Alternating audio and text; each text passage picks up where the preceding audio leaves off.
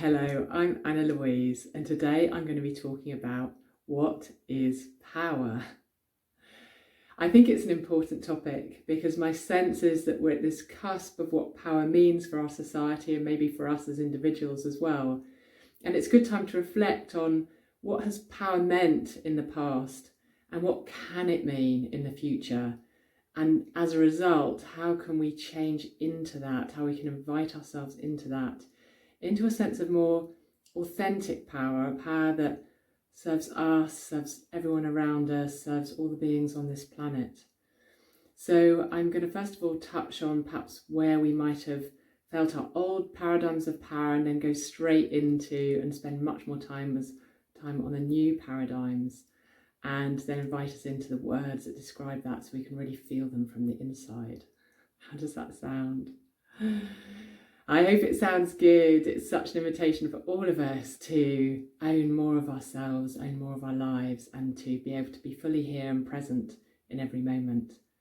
So I think some of the paradigms that we've perhaps come into from the past are a sense of power being related to control, perhaps a sense of power over rather than being inclusive, and even a sense of power being related to material possessions, whether it might be wealth or resources. So power being associated with something external to ourselves, or maybe even how many followers someone has on Instagram or something, like an external marker of power.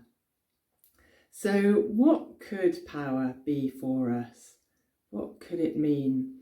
And I've got 6 different points to go through, and I hope you enjoy them all. So first of all, is power for me is an ability not just to be able to act, but also to not act.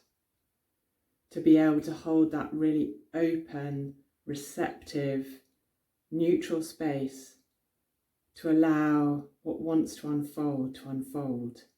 So often I think power's association with action and strength and going forward, whereas as important in my world is being able to be receptive and open and see what's here right now. And I'll give you a lovely little example. A number of years ago, I was pulling out of a little car park and I had to pull out really slowly because there were some cars blocking my vision. So I was pulling out really slowly, and just as I pulled out a little bit more, this car was approaching super fast, so I quickly put the car in reverse and reversed a little bit back, not realising in that moment that someone had pulled up right behind me, and so I went back into their bumper. And so I put the handbrake on and got out of the car and was met by this woman who got out of the car, and the best way of describing it is went into rage with me. Telling me how stupid I was, how could I be such an idiot, very, very angry. She was shouting a lot, literally the whole neighbourhood could hear. And my hands just came open at my side, really wide. And I just stood there and received it all. I just received all she had to present to me without words. And she carried on and she was just releasing. And it was very clear to me that it wasn't just about me backing into her bumper. So I was just able to stand there. Anyway, to cut a long story short, a week later, I got the privilege of going to her home and having a cup of tea with her and hearing about her life. And she told me how much she was struck by my reaction.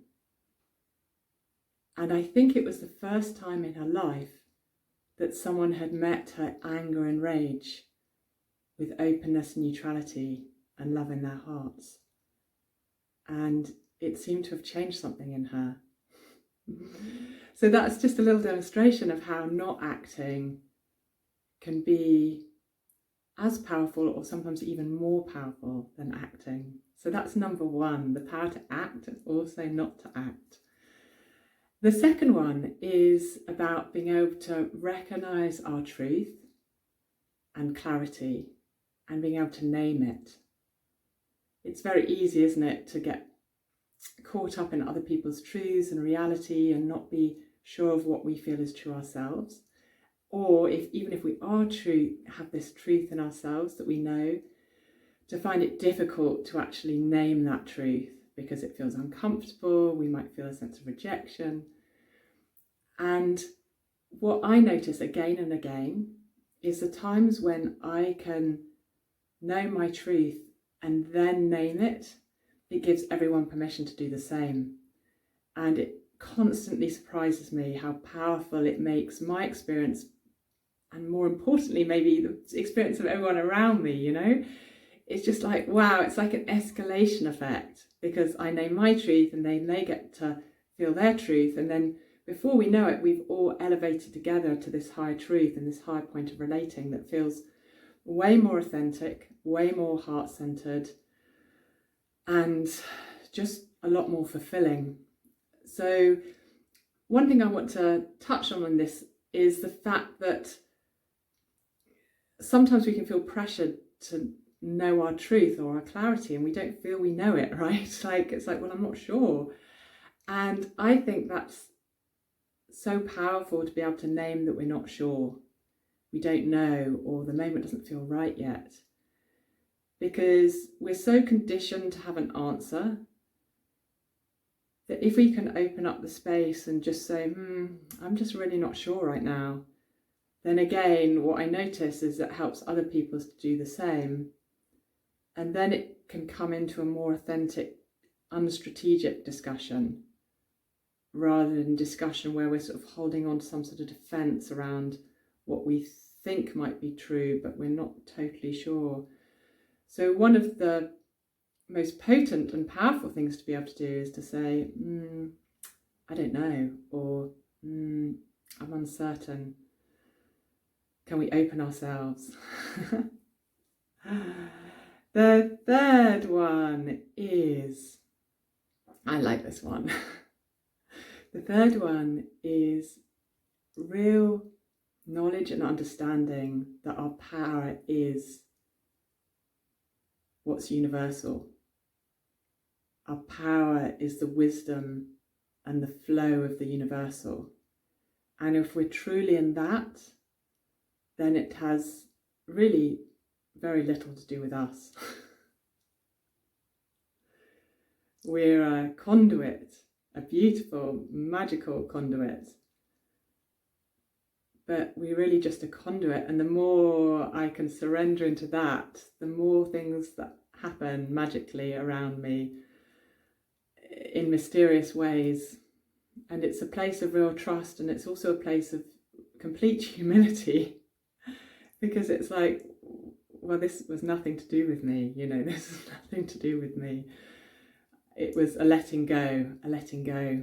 You hear of those stories sometimes, don't you, where someone's trapped under a car or some really heavy object, and then in that moment, power surges through their body and they can lift the car in a way they would never normally be able to. It's almost like they're connecting to something much greater to themselves in that moment of willingness to help someone.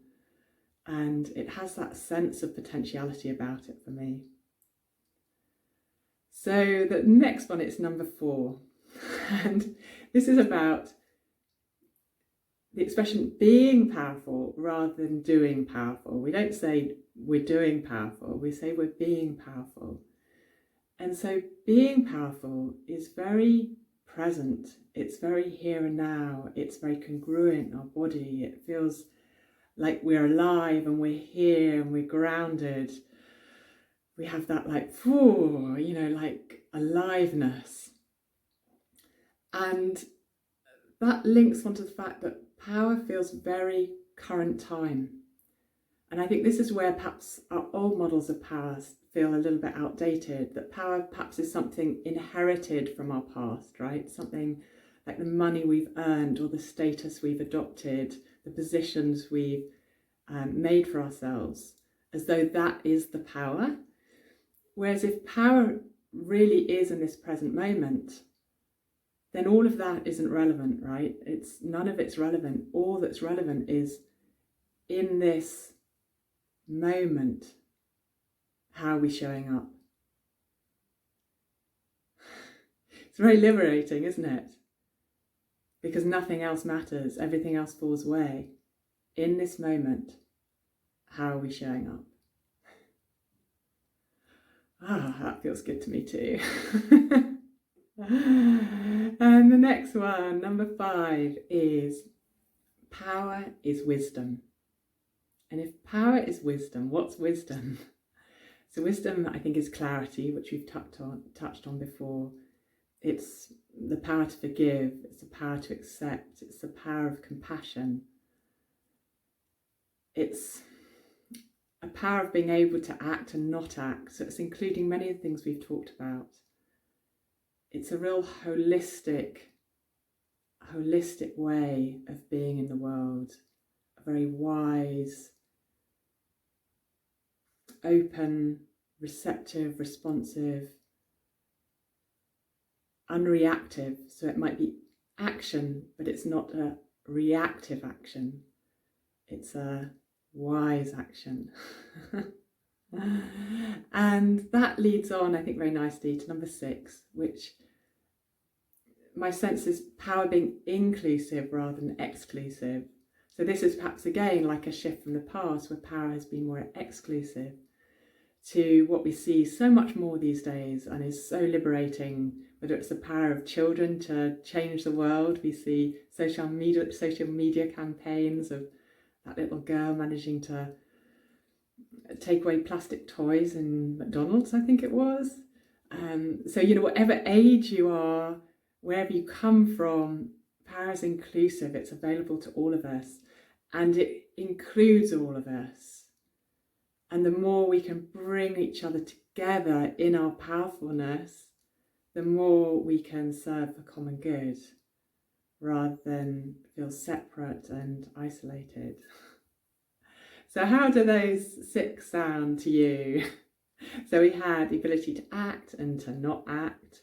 We had being able to recognise our truth and being able to name it, even when we don't know. We had this sense of being able to connect into the universal and the trust and humility. We had being powerful rather than doing powerful. And then we had power as wisdom, and we had the inclusivity. So some of the words that come to me when I sort of sum that up and I feel what power is are things like power is soft and strong. It's inclusive. It's open. It's receptive. It's kind. It's super adaptable, because it's now and now and now. Our true power comes out of our current time truth, which might change from moment to moment. And being able to willing to park our truth of the moment 2 seconds ago and come into a new truth right now and be in our power in that feels central to being in our power, to constantly, what feels true now? What feels true now? And letting go of anything we believed in the past that doesn't feel true now. And power can feel really in the flow. Yeah, when we're feeling powerful, we can feel so in flow. But sometimes we might be feeling really blocked. So how do we feel powerful when we're blocked? It's being able to acknowledge those blocks, I feel. Just go, wow, I feel really blocked right now. And by acknowledging the block, that is being in our power. And then we can feel like what wants to happen in this moment. So power includes so much. What other words might come to you for power, for being powerful? Anything else? And then how does it feel? How does it feel as I've talked through these things and you've been assimilating them? How does that feel internally to receive some of those suggestions. Yeah, I'm super curious. I'm super curious for this to be a discussion where we grow together. I'd really love to hear your thoughts and your inclusions on what power can be in order for us to all grow together and be more fully human and more compassionate and kind on this lovely planet that we have and beyond into the universe. So if you feel this video will be interesting to anyone or would create a lovely discussion for you with some friends around what power is, please do share it. I would love you to share it. And if you want to hear more about what I do, go to www.resonating.love, where you can sign up to my newsletter and get my weekly mailer around all these themes that I talk about. And also do press like if you've enjoyed it, because that's a good way to support the channel, and you can subscribe and put a notification to hear about the next video that's released. So wishing you a lovely inquiry around our power, inquisitiveness around when you feel in your power and when you don't, and how we become more aware of ourselves and the people around us and what power means.